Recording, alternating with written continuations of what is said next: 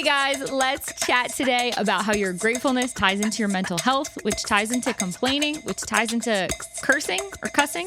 What is it? I don't know. Let's roll.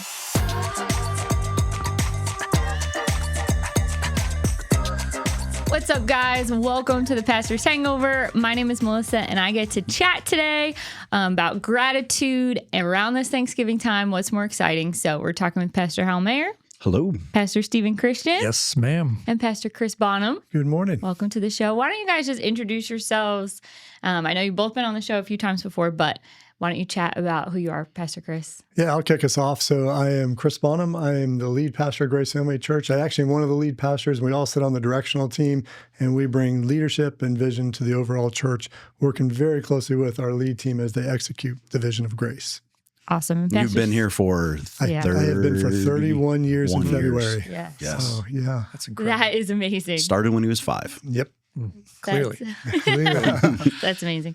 And you're a lookalike twin on the show, right? We were talking about that you guys look so much alike. Yes. Pastor Stephen, tell us what you do and who you are. Yes, I am the location pastor at the Clearwater location, and exciting times. We are set to open up in the next few weeks, the other 30,000 square foot. So new sanctuary, new baptismal, new lobby, and new coffee shop.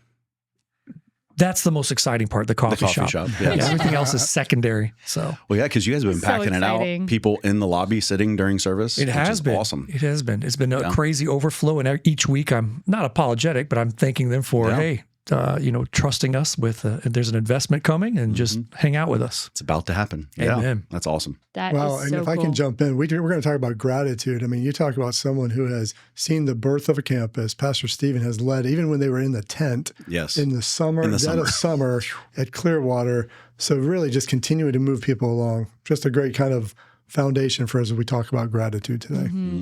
So awesome. Pastor Stephen, you also have to share your fun fact about your prior life. Oh, all right. Yes. So prior life, grew up and was It is very interesting once you find out. It sounds like we're about to go into a testimony that he used It's to. a God, all of it's a God story. back when I was a kid. I was in a rock and roll band. No, I was in a band for many years from the Tampa Bay area. So we were called Amberlin, and did that from 2002 to 2015. So it was an exciting life, and then God brought me into ministry, and this has been the most rewarding part of my entire life. Is that also exciting? It wasn't exciting. Is it still exciting? Is it still? Yeah. I mean, currently that I was in a band. Yes. It is something, it's a fun fact for podcasts. It is a You know what I'm great saying? fun It's a fun fact. fact. No, Yeah. we still play, I still play shows here and there, but not as much as I used to. It's so cool. Super very fun. cool. Okay, let's talk about Pastor Craig's message this weekend. He crushed it. It was really powerful. A ton of insight into gratitude and how it really transformed your life. How did it land with you guys? Any initial thoughts on the message? I disagreed with the entire thing. No, I'm kidding. It was good. I think it's one of those things. It's funny how we have to be reminded of it, but I think we do, especially around this time, because this is a natural time of consumerism. And also, I mean, we talked about it before, we set expectations through the roof during this time. And when we don't hit them, gratitude seems to be the opposite of what we have, which is what we're supposed to have at this time. Yeah. Yeah. I think what I walked away with is that when the mustache moves into a goatee, why don't you just go full beard? Hey. And for those that didn't get to watch it live or on, They have to go online, watch it for sure. And they have to go watch it. It's just moving. It's Apparently, shifting. Debbie had a little bit of an ultimatum. did she? Yes, it has to move beyond just the mustache, and so he grew out the goatee. So we went from 70s to 90s, and did. then okay, well, here we go. I'm in for it. That is very funny. Pastor Wow. Chris, any thoughts Gosh. on the message before How do we you add to that? before Right? we go to the wonderful questions that you guys asked? But I will say, I think gratitude is something that's such an important part of our walk as Christians. But also I think if we ever just take a moment to slow down and go see all the blessings that God has given us, it's pretty easy to have an attitude of gratitude. Just talking to different people throughout the days and weeks, especially recently, there's a lot of things that people are going through. And when you look at how God has blessed you with your health, with your family, with those key relationships, it's really important. I thought one thing Craig said that was really good when we compared ingratitude to leprosy and just how infectious and how devastating leprosy was in biblical times and even today. I think if we really look at ingratitude as that same thing of going, how can I eliminate that from my life? Because it does create a really great foundation of being appreciative of what God's done for you. Can I interject real fast? I was having a conversation with a family member this morning, and they were talking about how they went to someone's house yesterday and they realized they were comparing themselves. They were comparing themselves like, oh my gosh, this is a beautiful house, this is a beautiful home. And when they got to their own home, they were a little more like, oh man. And we began to talk about comparison. And what I tried to tell them was like, hey, listen, what we don't understand in 2025 being in America is that if you make over $30,000, you are in the 1% of the world. But when you compare this, what the current life that you have to all humanity for all time, we have so much to be grateful for. Think about automobiles. Think about air conditioning. Think about hot water that wasn't even here 100 years ago. So the life that we have is better than 99.99999% of all humanities, including today. So, man, it was I love how self-aware they were to go, hey, I'm letting you know I felt like I was comparing, and that was so cool just to be that self-aware. I love that. I mean, what did Pastor Craig say? He said, don't go to, model home shows and, right then go back and feel ungrateful for what you have. That's not. Yeah, he also talked about missions trips. And one of the things that I love about a missions trip is when you go and you see, I remember going to Africa, going to the pastor's house. It was a mud hut. It had mud floor, it had a thatch roof. And the funny thing was there was a bunch of kids playing soccer. And you would think they would just be like, wow, we don't have as much. But they were playing soccer with a ball made out of rags. And the joy that those kids had, it wasn't because of what they didn't have. What they had was each other. They had fun together. And it's just a really special thing. When you go on a mission trip, you actually do see a sense of gratitude. Yeah, it's pretty incredible. I know Craig talked about it, but I got to take my 11-year-old son to Cambodia on a mission trip, and just to see the difference. And because that's the thing is, if you don't see it, if you're not around it, you don't realize how different it is across the world and how lucky we are truly to be born in America. Like just being born in America, it makes us incredibly lucky. And here's the deal. If you don't have the ability to go on a mission trip, I mean, there are so many places to serve, so many places in Tampa to go around and really just go, oh, wow. Yeah. Because we have different ministries that go and serve refugees, different ministries that go and help people who have nothing in their house. Yeah. And I mean, that's not the same as like what we're talking about, but it's seeing very quickly like, man, there's a lot of people that have less that still have joy. Yeah.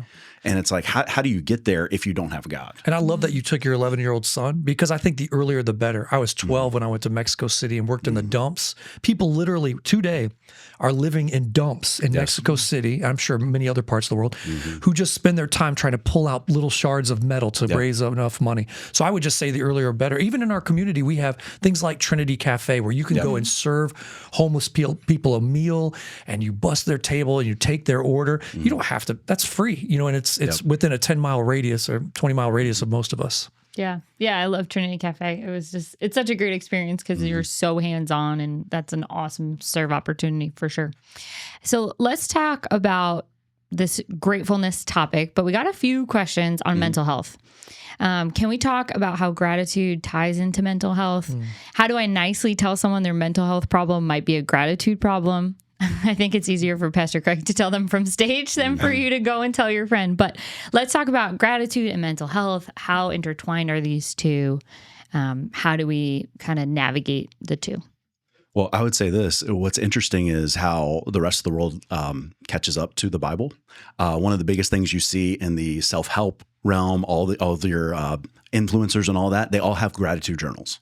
Like you hear about it all the time. Yep. And it's like, wow, if they're doing it, maybe there is something to it. And they've actually found like it has incredible benefits just by starting off your day, writing down the top 3 things you're grateful for. And so much of our mental health is based off of our physical health too. But they found with gratitude, like it literally lowers your blood pressure. It lowers your chance of depression. You get better sleep. It reduces your stress and increases your energy. Like it is massive, the effects it has on your body. It's one of those things where you go, maybe God understood us. Yeah. Maybe when he puts it over and over in the Bible, like there's a reason behind it. And it's so funny. We go, well, what's the reason to be grateful? Well, it actually affects our entire body and everything that we do. But at the same time, I don't know how you tell, like, I don't know if you can look at somebody and just go, your problem is gratitude. You can't look at somebody and go, you're really selfish or you're really negative all the time. And that does need to change. Whether or not it's stemming from gratitude or not, I don't know. But it is something that we do. Hey, maybe you should try this and start with a gratitude journal, which is what you see a lot of people doing. Any other thoughts on gratitude and mental health, how they tie into each other? Yeah, there's a saying that was going around when I was preaching. They would say it takes more muscles to frown than it does to smile. And I think if we look at sometimes when we're getting into those times where we're challenged in our gratitude, we have to work at it in a sense. We have to find something wrong. We have to live there. We got to develop stories in our head. And really what Hal said really is important for us to hear. There is something physiological that happens in our bodies when we do practice gratitude. And when we take that energy to put it toward finding the gratitude, finding something to be thankful for, it actually results in something way bigger than living in that aspect of being ungrateful or even being discouraged, frustrated. And it's just easy to stay there. It's easier to write that story and stay there versus saying, how can I take that step forward? You asked, how do you tell someone nicely if they're struggling with that in their mental health? I don't know if I would say, hey, you're mentally challenged in this, because that probably wouldn't go well. Yeah. But I will tell you, I don't think anybody has a problem when I say, hey, can I just ask you some questions? Can I ask you something? Because when we're showing genuine care and compassion and saying, I want to help you take that step forward, maybe out of that realm into a more positive realm, there's something really cool. Jesus asked a lot of questions to help people take those steps. He never said it from I'm going to ask you a question because I condemn you or because you're in a bad place. He would ask a question just to help them see there's another step that could be more positive, or honestly, enlighten them on something that maybe they didn't know before. So I think when we care about people genuinely, we genuinely say, how can I help them take that step? And it's directly maybe saying questions to them or letting them see something they didn't see before. Yeah, to Hal's point, science catching up with the Bible, just Philippians 4, 6, and 7 says, do not be anxious about anything, but with thanksgiving, the peace of God will guard your hearts and mind. Yeah. God's peace will guard your mind. And then the other verse that came to mind was, let's not have the spirit of fear, but of love and of power and a sound mind. Yeah. So the opposite of a sound mind is that fear of the anxiety, worry, concern, negativity. I think that's all in the stem. Well, and I'll just add to that real quick is those emotions, look, we can't always keep them from entering our mind. We can't keep them. It's what do you do when you have them? Yep. Do you see them as a sign? Do you see them as, okay, I need to change, or do you lean into it? Yeah. And so that's the thing is when we have those anxious thoughts, when we have the depressive thoughts, what do we do with them? Do we take them to God, or do we focus back on what he's already done for us? I mean, that's the thing you see over and over in the Bible. Focus on things above, focus on heaven, focus on what Jesus did, all these things it says over and over again, not because you just need to focus on it, because it changes your life when you do. And so don't feel like, oh, I had an anxious thought. There's something wrong. No, it's going to happen. You're going to have anxious thoughts. The enemy's going to throw things into your mind that he knows will make you anxious. It's what do you do with it after that? Yeah, and I love that scripture because it tells us we should make our petitions known to God. We should tell God what's challenging us. But what's also cool about when you said that with Thanksgiving, and we just skip over that because we're like, oh, that's not as big of a part of it. And it's a big part of it because even if you can only say, my only thing I can be grateful for is that, God, you hear me. There is something in that surrender where God meets you right where you're at. If that's as simple as you can say, I'm thankful that God hears me, he knows what's going on, great. If it's more than that, if it's in a different place. But I think God says the more you can surrender, invite me in, then he really can begin to do something. And I think being thankful also can translate to even relationships. So, of course, being grateful, telling God you're grateful. But even in relationships, I saw a study, and I wish I should have done the research and found it. Maybe we'll put it in the liner notes. But they were saying, what is the equivalent for a man to saying, I love you to a woman? And they said the words are, thank you, like being absolutely appreciative. It falls under the respect category, but I think even in relationships, marital relationships, like just a tip to the wise, women just say thank you more, and with that kind of gratitude, outward expression, man, it just goes a long way. Yeah. Yeah. It goes, I mean, it's both ways in that, but it's the same thing. Here's the hard part as parents is when your house feels very ungrateful, you're setting the standard. And so a lot of times it's coming, and it's really hard to realize that, oh man, that's been me. Yeah. I've been complaining lately. Oh, what a surprise. My kids are complaining. Right. It just becomes a part of it. Yeah. And so we set the standard, we have the ability to change it, the words we use, especially the words we use out loud. Yeah. So do you have any, hey, I need some advice. So I have a beautiful 14-year-old, and the other day she goes, right before school ended, she goes, Dad, I forgot all my soccer stuff. can you go home? Well, I am all the way across town. So it basically takes me an hour to go where I was home, pick up her soccer stuff for the soccer game, right? And so I get there and she opens up the door in a typical 14-year-old way, picks it and shuts the door. And I was like, oh no.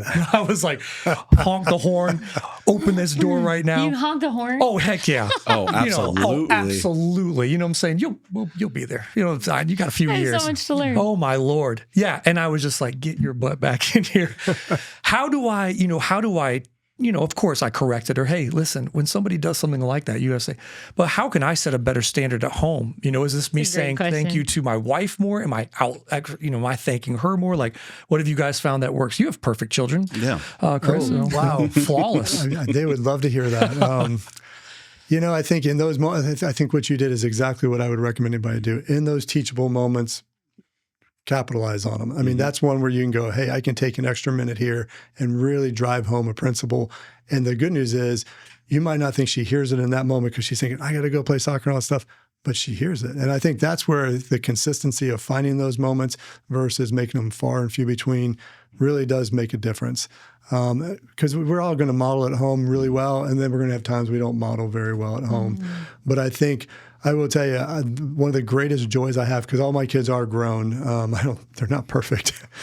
But what I love about that is I remember when Casey was getting married, we were able to look at each other and go, there wasn't a conversation I still needed to have.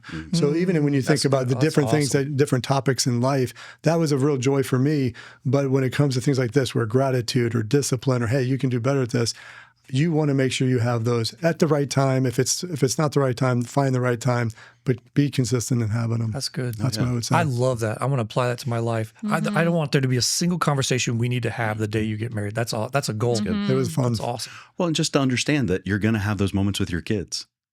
They have to learn. Like they haven't been there. She hasn't been 14 before and had this like a lot of these experiences before. And so kids are going to respond wrong. So we've got to learn how to teach them in the best way possible. I mean, we model it, but sooner or later, you're going to have to teach it. You're going to have to say it, and you're going to have to also help them understand that, hey, just because you don't feel like it doesn't mean you don't say it. Yep. And so it's just a part of that fun dynamic of, I mean, I remember as a kid, if I forgot thank you, then it got taken away. And so I learned it very quickly to say thank you. And so what I should have done is said, put your soccer stuff back in, go run out on your bare feet, get to the game. I mean, that's actually, I'll be honest. You'll never do it again. My dad wouldn't have done that. He would have said, figure it out. But I mean, it's awesome that you did it. And it's always a teachable moment. You get to have a conversation afterwards of like, hey, let's think about what had to happen here. Yeah, it's good. But yeah. That's awesome. That is a great question. So one of the other questions we got was on ignorant positivity and gratitude.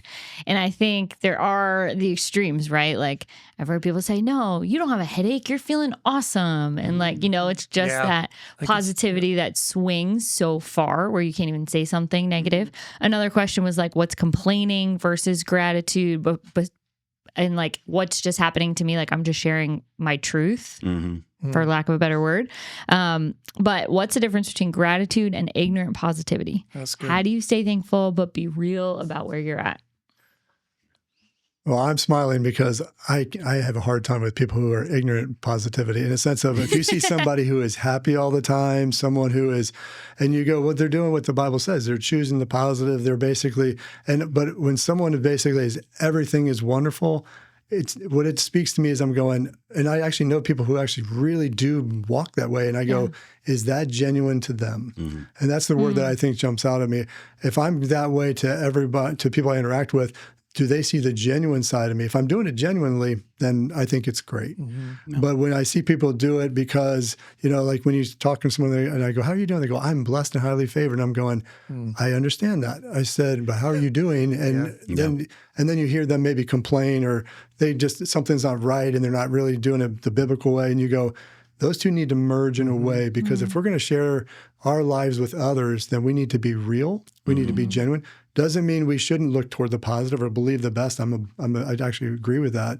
But I think when we do it genuinely, we can do it in a way that someone says, oh, I see myself in you and I see what God's doing in you and I want more of that. And I think that's where I would say anybody who goes, we should be ignorantly positive, don't diminish your story because there's ways you can share it in a way that's healthy and strong, even though it might not be ultimately positive. And I think, but instead also be grateful. Yeah. It's Yeah. authentic. It's authentic. Authentic. Yeah. I don't tend to trust people that are overly it's just I'm like I don't no either. one I don't either. I'm like no one's that happy. Right. But at the same time, like joy and gratitude doesn't mean you have a big smile on your face. Right. That's very true. Like it doesn't. Your Like heart, yeah. joy is not just momentary happiness. It's understanding that despite the circumstances, God's still in control. And you're saying you choose joy. You choose it. Yeah. You choose joy. You choose gratitude. And so you just have to take that step. And that's the thing is, I think authenticity is what the world needs to see. Like they need to see it badly. And so if Christians just look like everything's great all the time, then I don't understand you.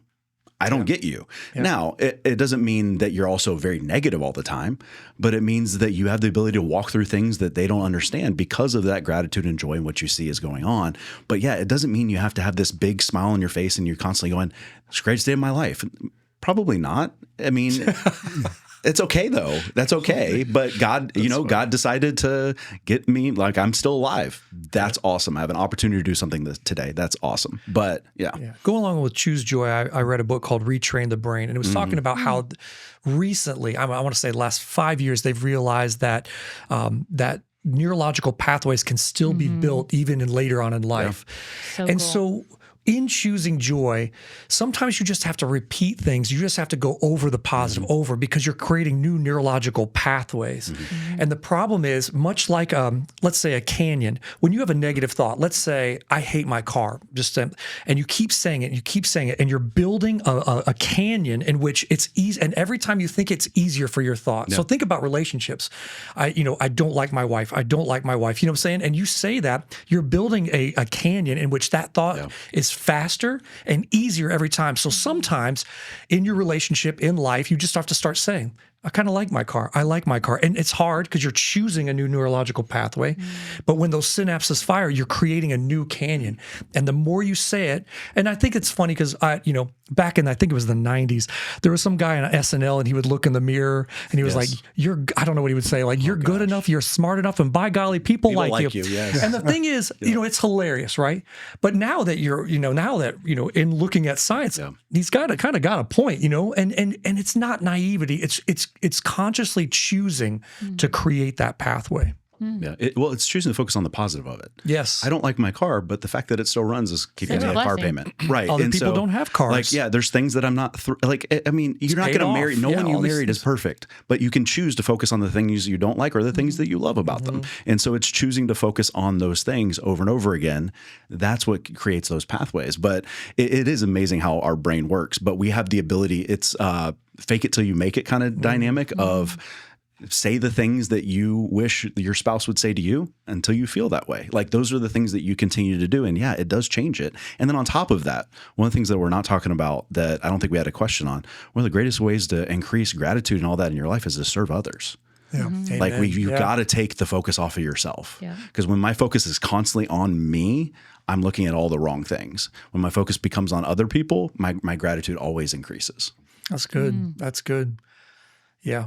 Yeah, and you asked about complaining, and I think, so you talk about self-focus, I think that's one of the key ways to determine whether you're just telling your story or even just saying, how can I do better at this, versus complaining. Complaining has a tendency to focus on ourselves. When we complain, we're taking either the victim mentality, we're upset, we're focused on the person who hurt us, we're focused on our hurt. When we're saying, hey, this is what's going on, we talk about the facts. We talk about how we feel about that. That's healthy. But when we really start to focus on that other person and say, they hurt me because of that, and I deserve this and I deserve that, to your point, you're exactly right. When we're serving others, it's amazing how a lot of those type of things go away because you're going, hey, I'm going to give you a meal or I'm going to do this. I mean, if you want to see some happy people, go to it with our teams that go and serve the single moms. Yeah. These guys are building fences for moms or they're cleaning up their yard because they don't have the ability to do that. They don't come back like, man, boy, she didn't give us fresh lemonade. She gave us just water out of the tap. Those guys come back so happy. And it's because they go, wow, we were able to help someone just take another step closer to Jesus in a very tangible way. And I think serving is something that really does take that focus off of ourselves. And coming from working within a church, one of the fastest ways to kill your culture and the fastest spread of cancer is complaining. And so we make sure to tell our volunteers and absolutely our staff is like, you're fine to complain up to someone that can actually solve the problem. You're not fine to complain sideways or down, because it is just infectious. It is. Yeah, I've heard the expression, like, if they can't do anything to help your situation, then you are just complaining. Yeah. Gossiping too. Gossiping. Yeah. Yeah. That's the dynamic that, Yep. Yeah, and it's in the Bible, by the way. I mean, someone says, hey, that's just kind of a cultural thing. No, it's all throughout the Bible. It's in the Old Testament. Boy, you don't want to mess with them in the Old Testament. They were God was tough on it. And then also, you look in the New Testament, like in 1 Corinthians 10, verses 6 through 10, it's amazing. There's a list there, and it says, these guys did idolatry, they had sexual immorality, they tested God, and they complained. Or the word I think was grumble is what in the King James. But then if you look at it, it says complaining, murmuring, debating with God. And you're going, wow, that's a pretty big jump from, hey, being immoral or worshiping an idol to I'm grumbling and complaining. But it's on the same list where God's saying, don't do that. I think up there on the not top 10 of complainers in the Bible is when the Israelites were in the wilderness, like, it'd be better if we were just slaves. Like, what? Right. So you got cloud by day, fire by night. You're safe and sound. Exactly You've got Craig manna talked about, coming from heaven, water shooting out of that rock right there, and you're better off being like, and look where their complaining got them. I mean, nowhere. Because the entire generation died off before they were able to go in the promised land. That's how bad God hates it. But think about it, though. That's what complaining does, because you complain enough, you focus on it enough, you stop believing God for the impossible, even though they saw the impossible every single day, and it kept them from where they needed to be. And that's why every time my kids complain about what they're eating for dinner, I have them walk for 40 minutes. That's good. Just in a circle. Just wander the living room. That's right. Without their soccer equipment, all that stuff. You just walk. Just walk. Just walk. Oh, goodness. That is funny. So, any other thoughts on gratitude and kind of the heart posture there? We just have a couple more minutes, or do we want to go into another question? Did we have another question? We have plenty of questions. Nice. Everyone always has wonderful questions for us. Thank you for sending them either on the YouTube comments or in the DMs on the Pastor's Hangover Instagram. We can go to this one for the holidays coming up. And this was really a question that was left over from last week. But we're going into Thanksgiving, Christmas season. We talked about the, family ties and just how you navigate some of the conflict in the last episode. So let's talk about protecting my kids. What about protecting my kids? I have unsaved family, people who are drinking and cussing over the holidays. I can barely stand it myself. I don't want my kids to learn from that. What do I do? Also, do you guys call it cussing or cursing? Cursing? I call it cussing. I usually say cursing. I don't know. It may. And what's your favorite cuss word? What's your favorite cuss word? Yeah. Just kidding. We have. Does the government bell? My kids are really appreciating that question. So. Okay, so let's talk about how do people prep? What can they do in advance to be prepared going into this time of year where they know all this stuff is going to bubble up? I think one thing is like explaining to the kids very early that, hey, we live in the world, but that doesn't mean we're of the world. And there's a big difference. And honestly, I was talking to a good friend, Pastor Aaron Philippone at Indian Rocks yesterday, and we were talking about how we have our kids in a bubble, to be honest, like I do and Aaron does, because we're pastors, and then we go to the Christian school, then we go to the Christian youth group, then we go to the Christian soccer team at ROM, and then we have this little, trifecta of just, and so, explaining having teachable moments like this to where you, as to your point, setting your kids up to succeed and win later on in life, I think I don't necessarily say it's a bad thing if you can prepare them and set their hearts up right of going, hey, you're going to experience this later on in life. Maybe that's college, maybe it's at the workplace. But I would hate for my kid to be so isolated that this is a brand new experience in college and they have to make the decision on the fly. Yeah, well, that's why Chrissy and I regularly curse in front of our kids. Oh, just amen. I'm playing. Kidding. What's your favorite one? Say wow, it. she really wants to know our favorites. And so I think part of it is age range and type of cursing, all that kind of stuff, how much of it is going on, because that definitely, it can get pretty bad. I've been in situations where, especially if you take your kids to a football game, like a Bucks game or something like that, you have some fun conversations. But so I think the thing is with this is you can only hold your family to a standard that you've communicated. And so if you're unwilling to communicate ahead of time, you're not allowed to hold them to that standard. And so I think you have the conversation. Hey, this is what we're looking for. We're not going to have our kids around it when it gets like this. Mm-hmm. And then also go, well, then we're going to be there for the first 2 hours, not the rest of it. Yeah. We're going to be there for this amount of time and not. And also at the same time, are they trying to get better? Or are they not? And so if they're moving towards that way, then we give grace. If they go, forget it, then we're going, okay, we're going to be there for an hour. We're going to be there for dinner time. We're going to do this part, and then we're going to head out. But it is a conversation ahead of time. Well, I said this kind of a little bit last week. You can't expect non-Christian people to act like Christians. Amen. That's right. You can't. And if you know your family, you know they've been this way their entire lives. And so it's not that we can't say, hey, this is not, I feel uncomfortable with this. It's not that we can't set a standard, but we can also go, well, I'm only going to be there from this time to this time. This is what we're going to do. Love you guys. Absolutely love you guys. But this is not something I want my kids to be around. Mm-hmm. Yeah, I think both principles that both of you are bringing out is really strong in a sense that we don't want our kids to be raised in a bubble. And boy, it seems like more and more it's getting younger and younger that they're exposed to. So I think having those conversations ahead of time, preparing them is tremendously important. And then also having, you're the shepherd and the protector of your family. And so if there's family members that are going to have that conversation with them, and again, asking questions or just inviting them in to give to give your feedback and their feedback, it just allows you to really have a great, healthy step forward. Mm-hmm. And when it happens and then it's not awkward because at least we go, hey, we know this is something they're growing in or something they're working on, or they really don't care. And that allows us to say, well, we're going to do this for our family. The more we do that, I think it just shows great leadership to our family. And I think it also gives a great role model to our kids to go, hey, we don't want to live in a bubble. Yeah. We don't want to just say because of that behavior, we're going to shut people down. We're going to still invite the relationship, but we will do it in a way that's healthy. Mm-hmm. Yeah. And have the conversation with your kid. We talked about this earlier. Have the conversations. Afterwards, hey, did you hear what what's his name said? Yeah. Do you know what that means? We don't say that. And have the, I think so often as parents, what we don't need to guard our kids from absolute, we can't put them totally in a bubble. That's not possible. But when things happen, we have conversations. Don't be afraid of the conversation. When things come up, when you see something on TV, my goodness, I never see commercials except for when I'm watching sports now. And so when the commercial, I'm like, oh my gosh, when do we start doing commercials for this? Yep. My son's like, is that? I'm like, yep. Let's have a conversation.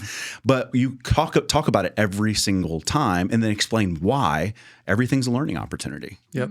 Yep. Teachable moments. Yep. Yeah. It's good. So awesome. You guys brought a ton of spiritual insight. Thank you guys for being with us today. Is there any kind of challenge or anything we can leave people with to practice gratitude and take some next steps? Yeah, I'll jump in on that one. One thing I did for a long time, at the end of each year, I would write, so kind of like the journal thing is always a great idea because that gives you consistency. But one thing I did at the end of the year for a long time was I would figure out who are the top 5 influential people in my life.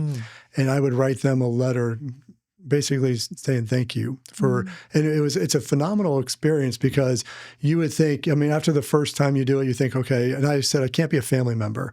So what was great about that is you would think it would be these mentors and leaders, and many of them were, but ironically, every year I did it, there would be a young person, probably either in the youth ministry or the college age ministry, that I was like, man, that person really has helped me grow this year because just watching, there's something about seeing someone younger than you just going after it for God, and it would just impact me deeply. So I would say, if you want to do something, take some time and say, who are the top 5 influencers in my life that aren't in my family? And it would definitely make you grateful.